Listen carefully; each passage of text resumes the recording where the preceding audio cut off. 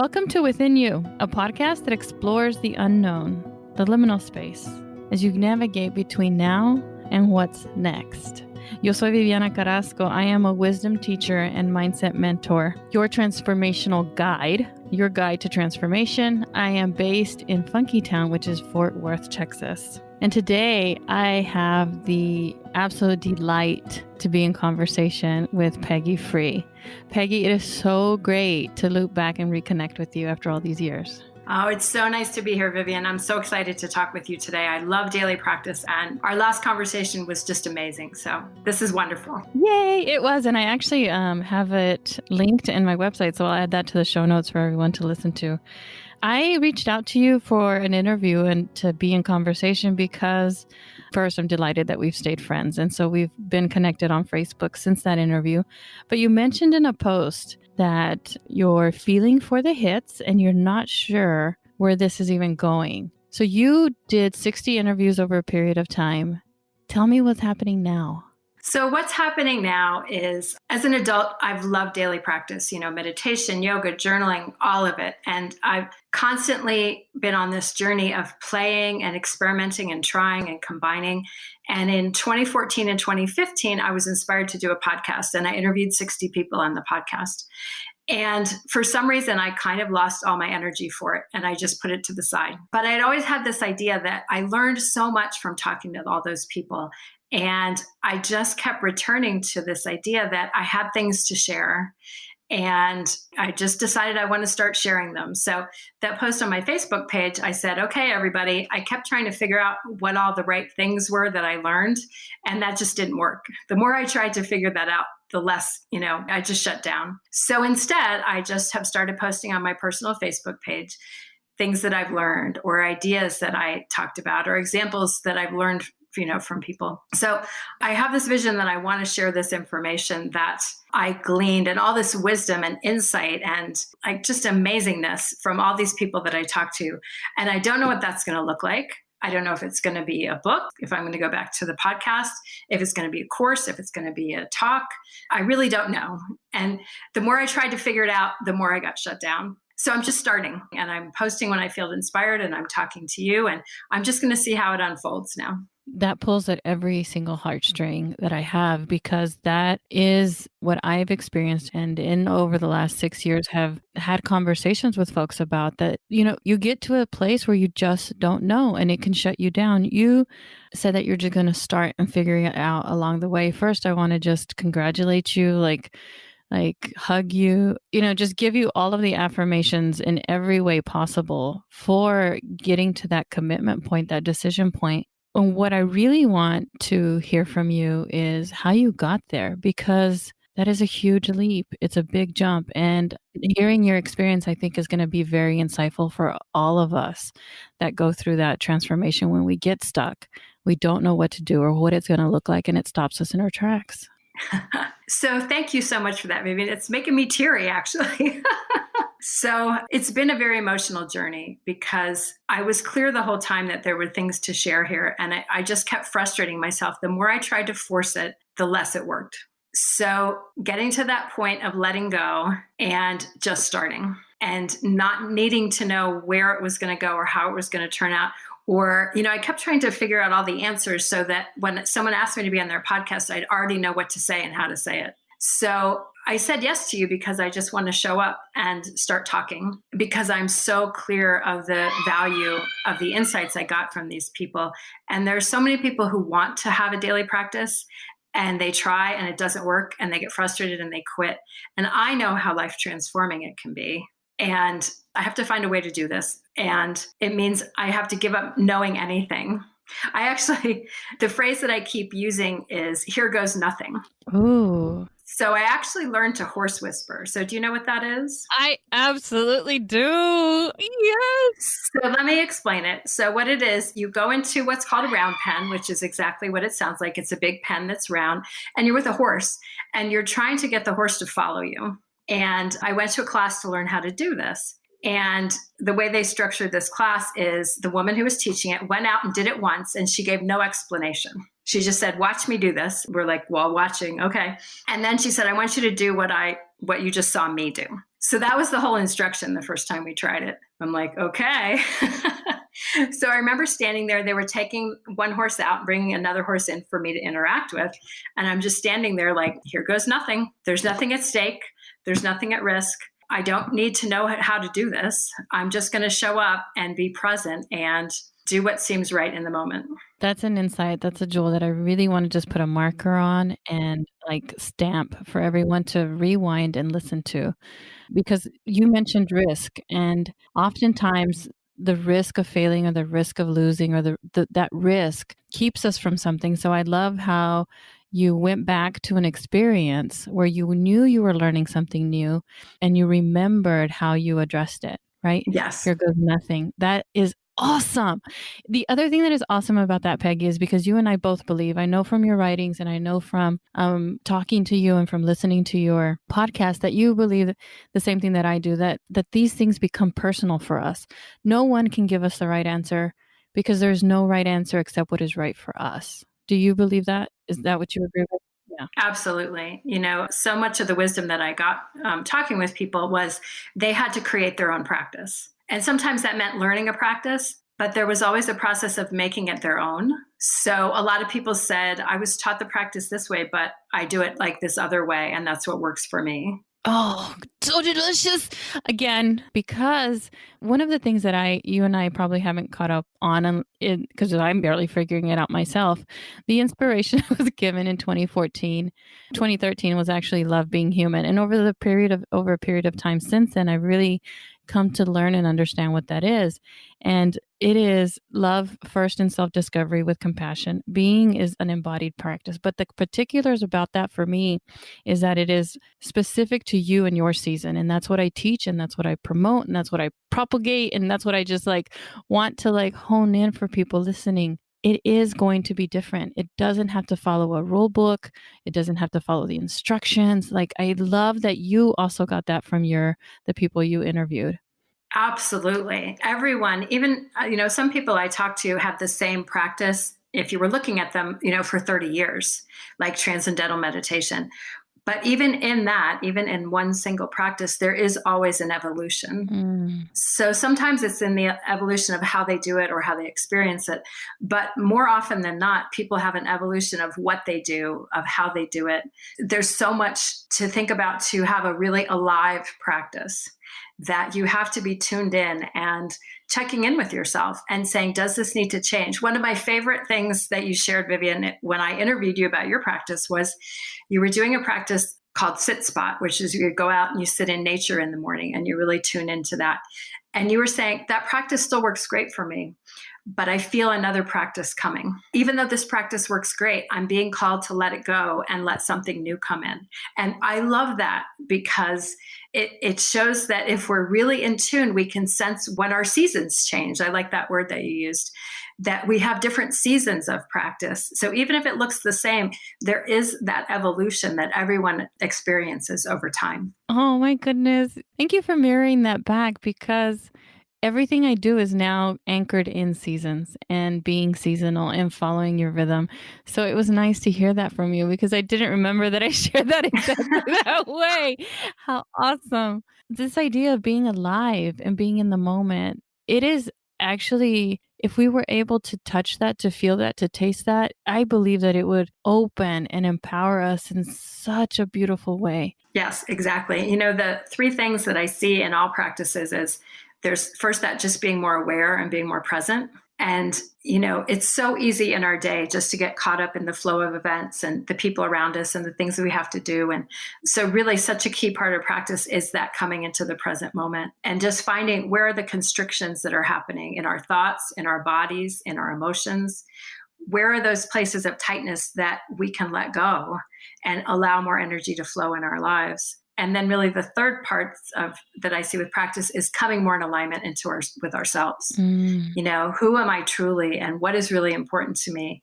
Because if we don't take that time in practice to really connect to those things, you can go 6 months from now and be like, oh, wait, I haven't done anything for myself because I've just been caught up in all the external things of the world. In this moment, what I'm thinking is that the truth can be said 1,000 different ways. So I love that you said that, because that actually is the subtenets of love, compassionate, experiential knowledge, because then the reason for that is because we don't know ourselves. We don't know who we are, what we're becoming, or what we want. And you didn't say that in the exact same words, but I heard that in what you shared just now. Yes. And that's really one of the benefits of practice for me and for all these people I talk to, is getting to know that self more clearly, because you have this dedicated time and space that helps you connect and really have that as a solid base, before you move into your day. Peggy, I have a hunch that my audience, my listeners, my peeps are actually curious about your experience with the horses. So once you were in the ring and you said, "Here goes nothing," what happened then? So really, I took the teacher's instructions pretty literally. So I remember when she walked in, she walked up to the horse and she wasn't looking at the horse, she was looking at the ground. And she took the horse's, bridle and kind of walked the horse just around in a little circle, and then unclipped the horse and let the horse run free. Then you basically make a gesture. You want the horse to move away from you so that you have some space. So I just was trying to go, what did she do? And I'm just going to do that again. So the way the process looks is, imagine the horse is moving away. And then I would just kind of wave my arm, like you want to get the horse sort of moving around in a circle in the pen. Mm-hmm. So I got the horse to move away from me. And then what I remember the teacher doing was kind of get to a point after a minute or so. She stood sort of opposite the horse and turned around and kind of put her back sideways. It was sort of at an angle. So if you've ever been like in a bar and there are people kind of flirting over their shoulder, it kind of looks like that. Mm. So you're sort of looking, but you're not looking directly. And then you wait for the horse to come over. So that's as far as I got. Now that actually turns out that was farther than a lot of other people, because I was just being very present. I was just following what the teacher had said. To complete the process, the horse will come over and then start walking with you. Mm-hmm. What I realized, though, there was about 10 other people in the group. As each person did it, sort of they had different thoughts that were interfering with that present moment presence with the horse.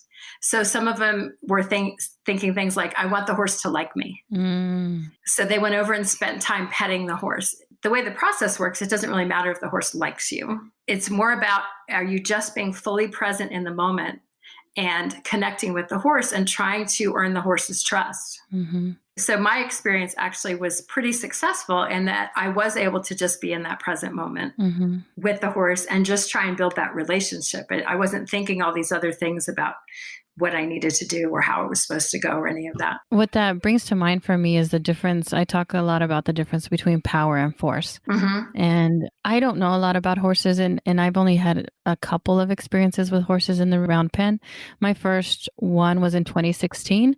I think it was the very first time that I consciously understood the difference between power and force. That, aligning everything that you just said. And then within that, also like, where is my true intention? Where am I not in aligned with what I'm saying or thinking that I want to happen? And I remember when I was in the round pen the first time, it was fascinating when I had a thought blocking me that actually, here's what happened to me. I thought the way that I react to stress sometimes is to laugh or to giggle or to, just kind of try to make it playful. Mm-hmm. And I was feeling that way in my body, and the horse got down on the floor and started rolling around. So he's a huge animal, like a puppy, like acting like a puppy. And I was like, why are you doing that? But I recognized that was like, it was sensing, like, that's what I was doing, right? The enjoying with you almost. It's so fascinating. Following that, and I'll share this with you because I think it was just so fascinating for me to just experience. There was a power underneath my thinking that when I was able to tap into it, magical things could happen. So after the round pen, the next morning, I remember playing the same sort of game because I happened to be along the beach with, what are those called? Dolphins? Yes. Calling dolphins in. Like I had dolphins follow me along the beach. And the second thing, the most fascinating, was there was a bee hanging around while I was having breakfast. And I was like, in my mind, then none of these were actual words. And I asked the bee if it would come for a visit and dance for me. And I put my finger out. And I forgot that they stung. I swear to God, I forgot that they stung. Because you were so in the moment. I was so in the moment. So I was like, and then the bee came over to my finger and it started dancing for me in circles.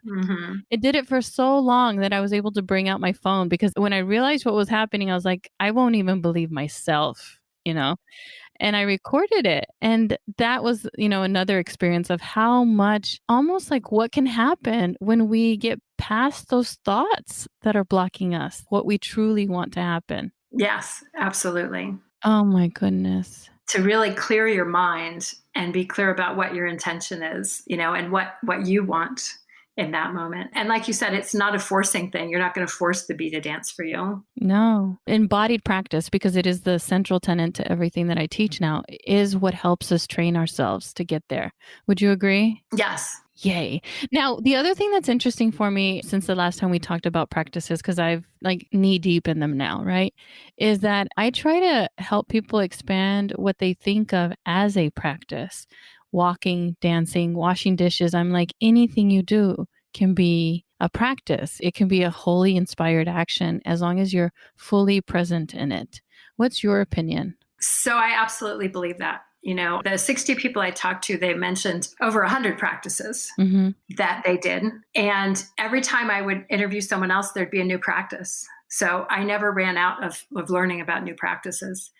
And yes, a lot of people made them from something they were already doing. So one woman does sleep as a daily practice. That became her sacred time. She had 2 small children and she did 2 different podcasts, and she was, overwhelmed. She didn't have that time and space to devote to a separate practice for herself. So she said, okay, I'm going to make sleep my practice. I'm going to go to bed at 10. I'm going to get up at 6. And I'm doing it with this intention that this is for my well-being and that it is a sacred time. So I think you can take anything you do and make it sacred by your intention. So I can give you a personal example. Please do. One of my practices right now, it actually looks like I'm just exercising, but I'm not. So I have a really broken down elliptical trainer in my basement. And it was about 3 years ago, my husband wanted to take a job across the country, but we didn't want to move the kids. So I stayed in Colorado and he moved to Massachusetts. And I didn't quite break down, but I was very low energy for about 4 or 5 months. And I thought, maybe if I started exercising, that would help. So I just started exercising a few times a week on this elliptical trainer. I had songs on my phone. I was just like, okay, this is better. Exercising is better. And then one day I walk up to the elliptical trainer and I get this question in my head. And the question was, what energy wants to come through me right now? I got on the elliptical trainer and I was picking out my songs with that question in mind. Because to me, every song has its own particular energy. So I would pick a song and I would do that 3 or 4 minutes. And then when that ended, I would feel what energy wants to come through me right now. And I wear like the headphones and I would like feel the energy of the song coming into my ears and going through my whole body and kind of clearing everything out. And I finished that session and I got off the elliptical trainer, put my feet on the floor, and I'm like, I'm back. That me that had gotten so disconnected when my husband moved away for his work, I'm like, I'm back now. So really, you can take anything that you do. And if you have that sense of intention, if you just have that question, right? For me, it was just this spontaneous question in my head. What energy wants to come through me right now? And that tuned me into myself in a way that just exercising didn't accomplish. Thank you for sharing that. I think so much of what we do during the day through our daily activities is unconscious and asleep. And we need to bring everything to life, like alive, like you said. I actually am aware of a study, and I can't name who the researcher is, but the gist of it is that they took 2 sets of mice and they fed them both poison. But one of the sets of mice, they actually like petted and gave it like nurturing and care. And those didn't die and the other ones died. And and I don't recall like the whole paper and everything, but what came out of that, reading that and becoming aware of that is might be silly, when I would start to, as I know sugar is bad for me. It is almost, I think it's my last vice. It's so bad for our bodies. And I know that. So sometimes when I'm, know that I'm indulging, I'll be like, giving myself extra love because I want that sugar to be transformed into something else as it moves through my body. I believe we have the power to do that. And that's what I heard in the story that you just shared about the music moving through you and helping clear you. Yes. And actually, I love that as an example. So many people I talked to just spontaneously created their own practice. Ooh. And there was no particular intention to that, right? I was just going to exercise that morning. Mhm. It's just this thing came into my head, and I'm like, oh, that would make this a practice. So I wanted to share that with your listeners that so many people I talked to, created their own practice, and it was just a spontaneous event. So the more present we are, the more we'll find those things happening to us, I believe. Many of the people I talked to said, I felt like my practice was trying to find me. Oh, so beautiful. In light of that, I actually wrote down these two words from one of the things that you wrote down on those recent posts.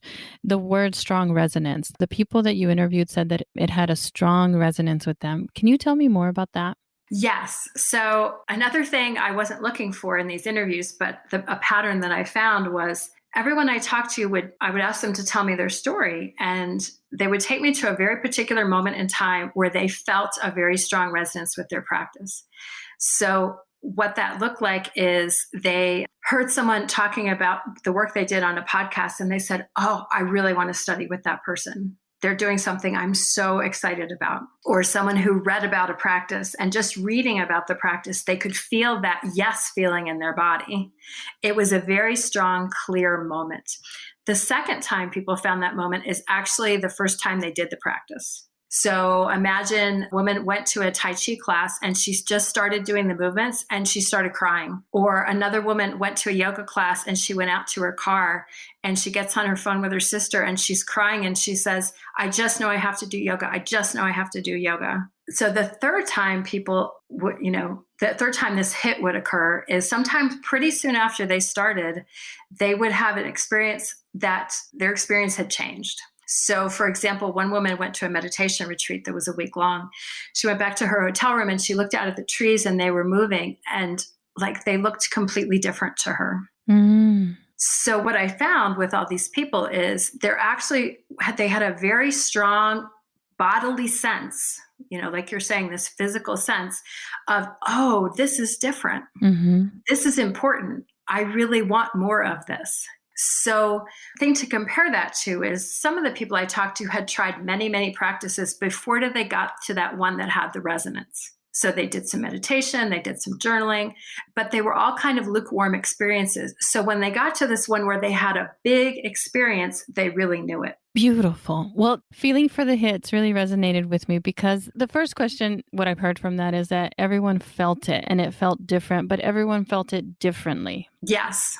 Can you give us a sample of what those feelings, how they described those hits for them, that resonance, to give the listeners kind of some clues? Yes. So I already said one, crying.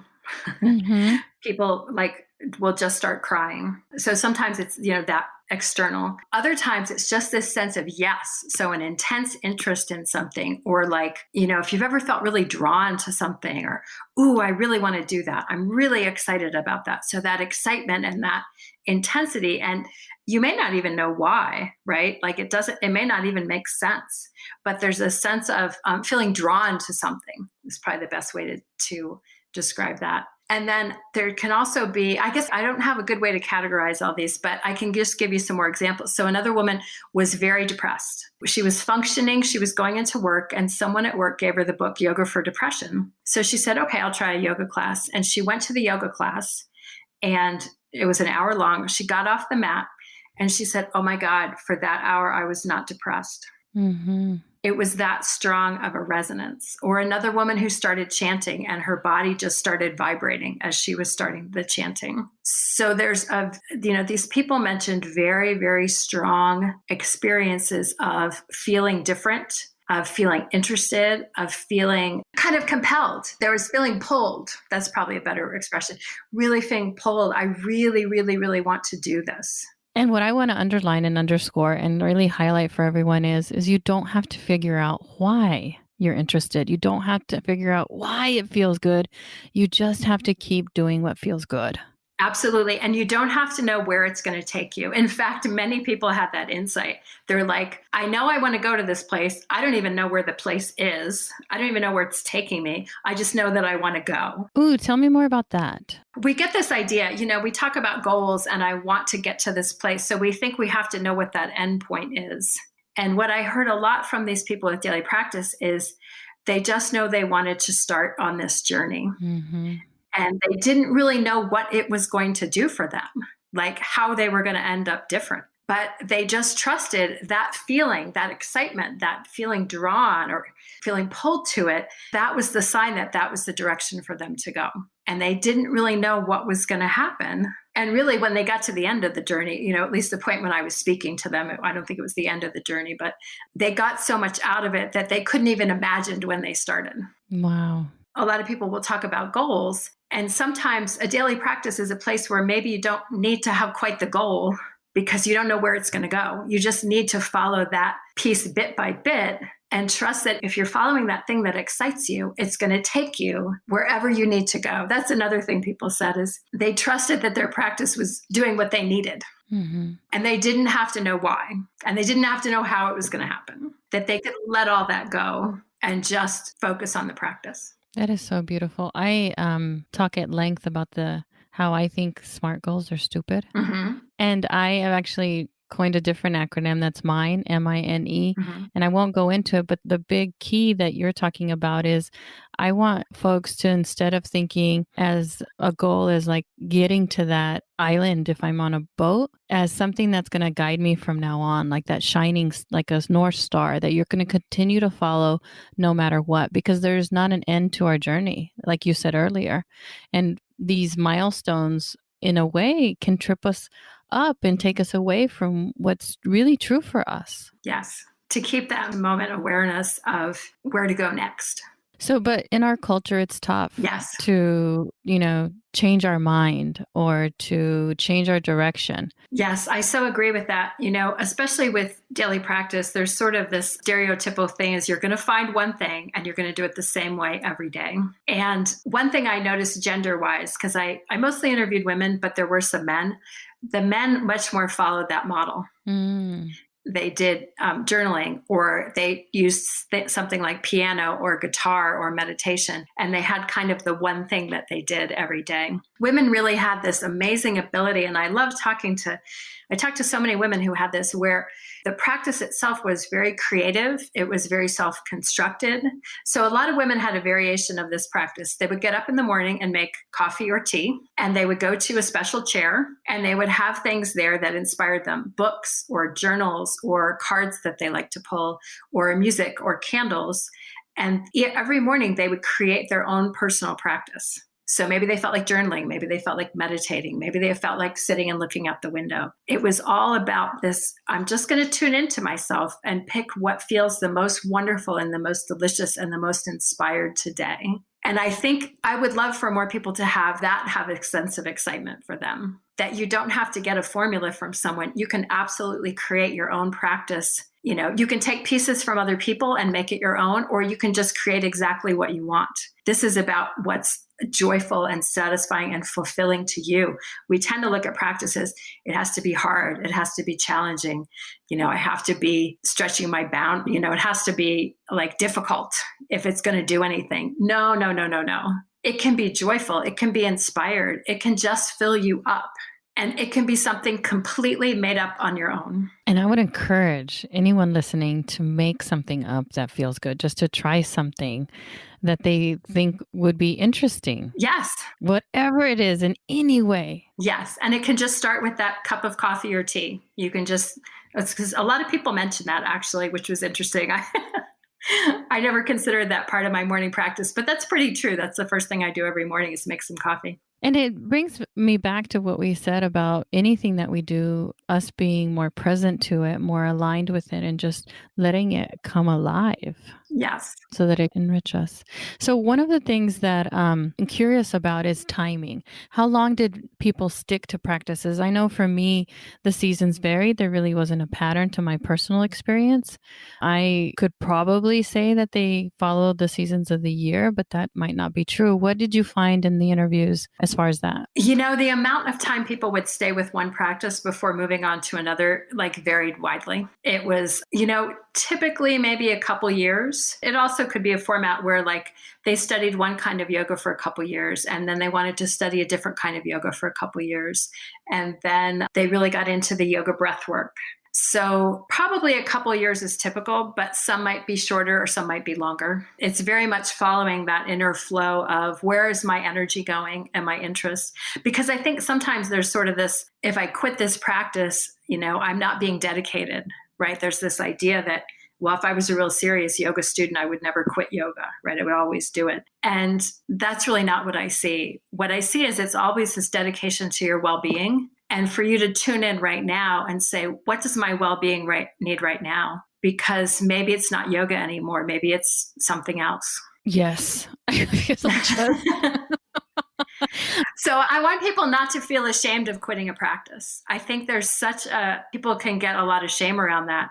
But I want people to feel good about that, because if you're tuned in, you're moving on to something else that's going to be more beneficial to you. Yes. Don't be ashamed of leaving it. Don't be ashamed of doing it differently. Don't be ashamed of not having a goal towards it. I would actually go even further, like try to break whatever rule you have in your mind. Like if you've set this timer jail around yourself, right? I have to do this for 5, 10, 15, 20 minutes, an hour. And that's keeping you from experiencing your practice. Like throw away the clock. Yes, absolutely. One woman I talked to, her meditation teacher gave me a great expression, which I love, love, love, which is not too tight, not too loose. So what you were talking about is when we're too tight, we're like, it has to be 15 minutes. I have to do it every day. I have to do it the way I was taught. That's too tight. Your practice isn't alive when it's too tight. You're just following these rules, and that kind of chokes it off and kills it. On the other hand, not too loose means I kind of only sort of do it maybe. I kind of forget about it for 2 weeks and I don't come back to it. There's not enough presence to the practice that it's actually having any effect for you. Well, and I want to go back to the example you used of the woman who changed her practice daily. And I want to point out that what stayed consistent is probably the time of the day and the space. Yes. And so at this point, what I'd like to do, because I feel like when we're moving through a change, this is both what I've experienced and what I've found in other folks. When we're moving through a change, we crave some sort of stability, some sort of anchor. And for people, it can be different. It can be a routine or it can be a location, just feel, like you said, feel for the hits, feel into what it is that's anchoring you in. And for that one woman's example, it might have been just the time of the day as far as the routine and where she was doing it, because it would vary every single day. Yes. It's great to have that balance of consistency with variety. Those are beautiful words right there. So if you're listening, rewind that. Like pause, rewind, and then listen to Peggy say that again. Peggy, one other thing I'm curious about is, oh my goodness, my question just went away as I reacted to you. Oh my gosh. I'd like to go back to you and your experience personally, because I don't feel like people recognized how important this commitment to begin no matter what, right? Begin no matter what the risks are, begin no matter what the goal is. Like, can you go back to maybe how you got to like shifting? I know that you used the example of the horse and you went back to like an experience where you had relearned something, but how do you bring yourself back to that when your doubt creeps back in? And I'm saying that it does, it might not. And the reason I'm going here is because I have to remind myself, I have to remember, because sometimes whether I'm tired, hungry, upset, whatever, I forget. And then I have to re-anchor into, here goes nothing. Yes. So for me personally, daily practices are kind of easy. Like so to be consistent and come back to it, it's just kind of the way I'm wired. Like when I think of any sort of change I want to make, I kind of make it into a daily practice. So at one point, I kind of realized I wasn't being very conscious with my money and I didn't want to look at it. So I'm like, how can I make this a daily practice? What would that be? What would that look like? So I would just open the app for my bank on the phone and look at the transactions that came in every morning. Okay, there's that one. There's that one. Okay. Like that was all I could do. It's just kind of the way I'm wired. So what helps talking to all these people is other people had a very different experience of how do I keep coming back to this? So one man had the beautiful expression, growing a commitment, because his dream, he had always had this dream of being a guitar player. So he wanted to make his daily practice playing guitar. And he resisted and he resisted and he resisted. And he coming back to that dream. And every time he had a morning or a day when he couldn't get himself to practice, even though he knew that's what he wanted, he kept coming back to that. He knew that's what he wanted. He basically was very kind and compassionate with himself. And he said, I'm growing a practice now. This is the part where I grow the practice. And it takes time for me to get where I want to go. And that's okay. That is so beautiful. Yes, I loved that expression. And it was funny, by the time I talked to him, he had already solidified the guitar practice and he was starting a meditation practice. And he says, I'm right back there again. I'm growing this meditation practice. Sometimes I miss a day, sometimes I miss a week.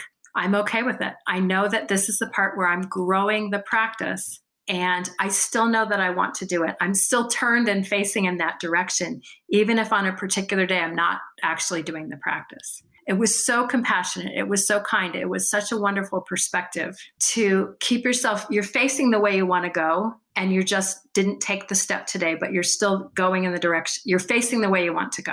Mm-hmm. Well, and another thing that brings up for me is that our evolution, we are compelled to continue to grow. So once we learn how to move through a change, how we personally move through a change, it's a meta skill.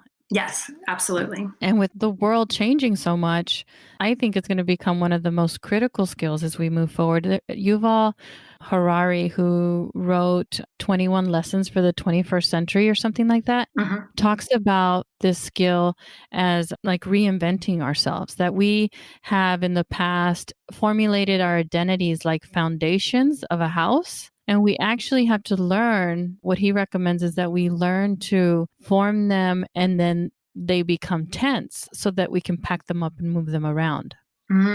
Okay. And I think this speaks to this idea of knowing who we are in the moment, but also feeling for where we're becoming, what we're turning towards, what's growing within us. I was just like, because that becoming is what makes our life so delicious.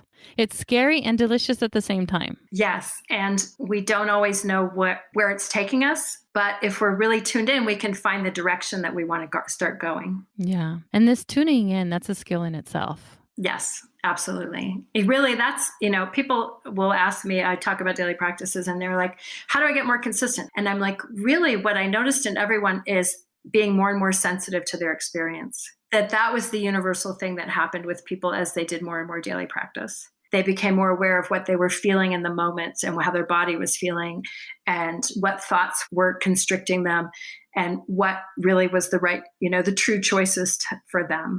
That sensitivity was always a part of everyone's story. And imagine how that ripples out. I know for me personally, that helped me to be clearer in making requests for what I wanted. I guess I used to want people to read my mind. I can relate to that one, Vivian. I'm sorry. My husband says that to me. I can't read your mind. You have to just tell me. How long I've been married to my husband almost 30 years. And I think that we actually do read each other's minds a little bit. I agree. My husband and I just celebrated our 27th wedding anniversary. And we're supposed to be together. Like, we just have this thing. Congratulations. Thank you. But yeah, we have to learn how to tune into ourselves. And I think that it exponentially impacts everything in our life, our work, our careers, our relationships. And people talked about that. People talked about how their daily practice affected, a lot of time it was their family, the people they were closest to. So one great example was a woman who, she had 2 kids who were like elementary school age, and their mornings were horrible. Like, she would yell at them to get up and they wouldn't get up, and then they would be late for school, and she drove them to school. And one day she got to school and she put her head down on her steering wheel and cried because this is so horrible. And she blamed the kids and she's like, they just aren't doing it. And then she sat back and said, okay, wait a minute, I can do this differently. Mm-hmm. I can find a way, because she had all this, she knew that there were ways to do it differently. Just in the moment, she didn't know what they were. So she took time and she said, okay, how can I do this differently? How do I want to be? I want to be more loving. I want to be more kind. I want it to be a good experience. I want that time at home in the morning for the 3 of us to be a good experience. And she basically made it into a practice. She went into each of her children's rooms. She woke them up really gently. She talked to them sweetly. She gave them plenty of time to get up. She had all the breakfast things ready. She made sure her stress level, she made everything go as smoothly as possible. And it totally transforms their mornings. And I bet a lot of people want to transform the mornings. Yes. So practice does affect the people around us as well. It's not really just about us. It's about us being our best selves, showing up the best we can. And then that gives us that presence and that energy to be our best selves with the other people in our lives. Well, and I really want to emphasize that shift in direction, because I find that what I found in my experience and with those I work with is that initially that change or that request is geared outwards. Like, she blamed the kids. We're blaming our husbands. We're blaming our family. We're blaming whoever. We're just like projecting that out to the world. But when we changed that, direction towards ourselves, give us love, give us kindness, give us compassion, and we build, like, it empowers us in a way that I can't even really bring to language right now. Yes, absolutely. When this woman, said, okay, I can find a way to do this differently. And if I stop blaming my children, that's when I start getting other ideas about how to do this. Other ideas and other inspiration. A lot of it was very inspired, the choices that she made. Oh, I love that word. How did the word inspiration, or did that come up in other interviews? I'm not sure the word did, but the idea did. Mm-hmm. Very much people talked about being inspired into what they were doing. So I would love your listeners just to take away from this. If you start doing a practice, that's great. See what happens. And if it doesn't feel inspired after a while, try something else. Don't feel like you have to meditate or you have to journal. It's not, I've had people ask me, I want a list of proven practices. Mm. And there's sort of this idea that if I just keep doing this practice, it's going to benefit me. And I absolutely do not believe that's true. I do not believe there's a practice that if everyone does it, it's going to work for them.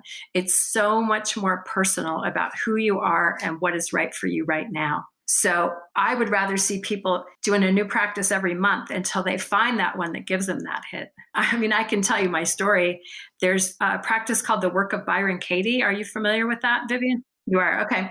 So it's a practice where you think of a thought that is bothering you, like he shouldn't have said that, or my father doesn't love me, or something that's causing you pain. And then you go through these 4 questions and there's this turnaround process. So I was part of a community where that was really important. So I started doing it every day. Like I said, daily practice is easy for me. I kind of daily practice my way through life. So I had a notebook and I would write down thoughts and I would do the questions. And then I would do it with other people in this community. And then they would do it with me about my thoughts. And I did this for a full year. And I finally just quit because it just didn't seem to be working. So after I did all these interviews, I'm like, I never once had a hit from doing that practice. Mm-hmm. I did it every day for a year and I never once had a hit. That brings up a timing. How, can we expect, I know what my experience is, but based on your experience and what you've heard from in your interviews, do you feel that hit right away? You feel it pretty soon. Mm-hmm. So I would say within a month or 2. I mean, it's up to you to decide how long to go on with something. But I think people don't talk a lot about their experiences with daily practices that weren't successful. So many people I talked to said, I tried this and it didn't work in this. And it could be like 10 or 15 things they tried that didn't work. So you and I both want to encourage the listeners to just keep trying till they find something that fits, that they get a hit from. Yes. That is what really opened people up, is they kept going until they find something with a big hit. And I want to be clear, I don't regret that I did that practice for a year. I did learn things out of it. I learned how to go through what's in my mind and find those painful thoughts. I can do that easily now. That's a skill I learned. I was spending time and energy every day trying to find something that helps my well-being. Mm-hmm. So I still appreciate that I was there. I was showing up for myself. I had a commitment to myself and I was following through on that. What the regret is, I spent a year doing a practice that never actually changed anything for me. Oh my goodness. And that's what I want your listeners to understand, is you can do a practice for a year and it may not do anything for you. So to become more sensitive, is this practice helping me? Is this practice making a difference?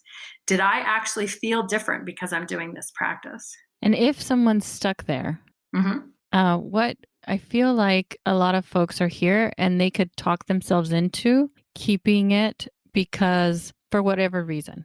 Mm-hmm. Did you hear in your interviews how folks were more gentle with that letting go, or how they move through that letting go? Because what I find is that letting go, that death of something in our lives, is the hardest part. Yes, I get that. When I went into these interviews, we were talking more about the successful practices. And there was the discussion of things that didn't work was pretty general. And it was kind of painful for people because they had gotten really discouraged. They knew they had spent time and energy. One of the messages I do want to share with people now is that you don't have to stay in those places.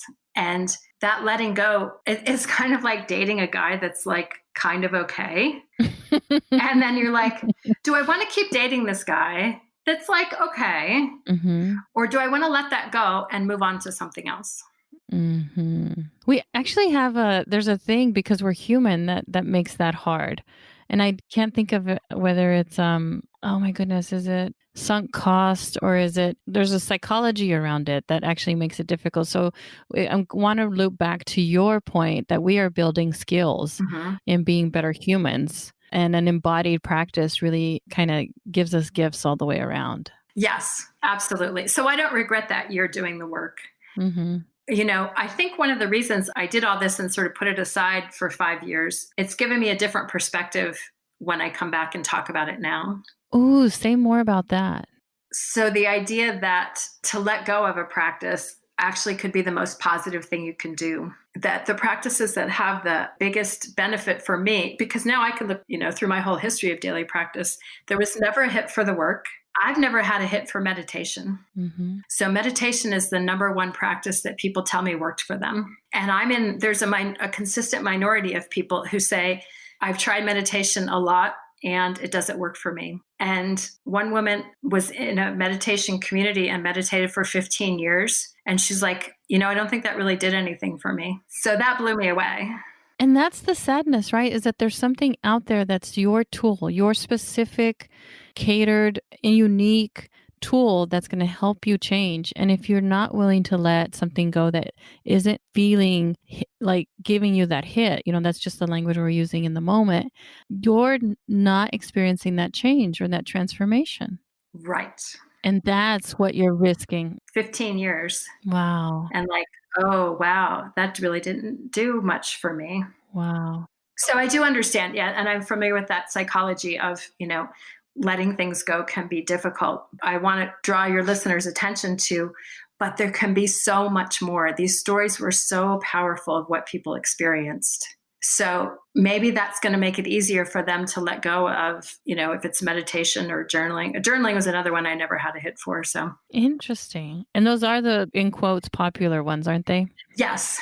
Well, the ones I cite because people talk about them are meditation, yoga, and journaling. So I did have a hit for yoga. So that is one that actually had a hit for me and was a big experience for me. But again, after a few years, that kind of was done for me. That happened to me too. And what I've recognized when something shifts like that is that I have to mourn it, that I have to actually create something around it to physically let it go or to announce it to the world that is no longer my thing, because I actually got a super huge hit. I mean, it's probably one of the reasons why I moved through my, dark night of the soul a little bit easier is because I picked up a form of Bikram yoga, hot yoga. It's actually his nephew, Sumit, who smiles, and we have music. So it's a little bit different. But I loved it so much, I became a teacher in it. And I still love the practice and I believe in the practice, but it's just not the anchor practice for me anymore. Yes. And that's very typical. It's part of that evolution. And it sort of makes sense, right? As we grow and change, we need different practices to move us through different things in our growth and development. So, you said seasons, you could say phases. There are some people that hit on a practice and that's their lifelong practice, but really that's rare in the people that I talk to. But I heard you say earlier that even within that practice, there was movement, there was change, there was shifting, there was like a grain of awareness that they had. There was an evolution. Evolution, that's the word. Evolution. Sometimes they shifted how they did it. Sometimes it was an evolution of how they experienced it. That it became deeper or changed form or, I still love that not too tight, not too loose, right? If you're too tight, you're just following the form and it's not alive anymore. So if you just keep following a practice and you're not stopping and saying, is this really alive for me now? Yeah. Or has its time passed? Speaking of time, 5 years it took you to look back and you're seeing it differently. The length of time that I feel people move through change is longer than they expect and they anticipate. Has that been your experience and the experience of the people you interviewed? I saw a lot of variability of that. Some people, their experience changed very quickly. Mm. Some people just hit on something really powerful right away. Some people, they went through 10 and 15 different practices that were okay before they found the one that was really that wow practice that really gave them that big hit. So I think, I would ask people, what's your best advice to anyone starting the kind of practice that you've done? And the biggest thing people said is be kind to yourself.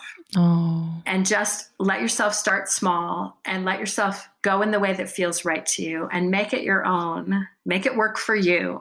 And don't worry about missing practices. Just keep going. That it's such a powerful thing. You want to give yourself that love and support to keep moving forward with it. I just feel like saying amen to that. Yes, absolutely. Thank you for giving us such a beautiful summary, too, of the insights that you had from those interviews. I know I am super excited about following your journey. I love reading your updates. I hope that you'll continue that. If someone at any point in the future is listening to this interview, I encourage you to Google Peggy Freeh, Freeh, and kind of see what's evolved from this. Because I have no idea. And I love how beautiful that is. Here goes nothing, right? Yes, here goes nothing. That's my current theme in life right now. Here goes nothing. Beautiful, beautiful, beautiful, beautiful.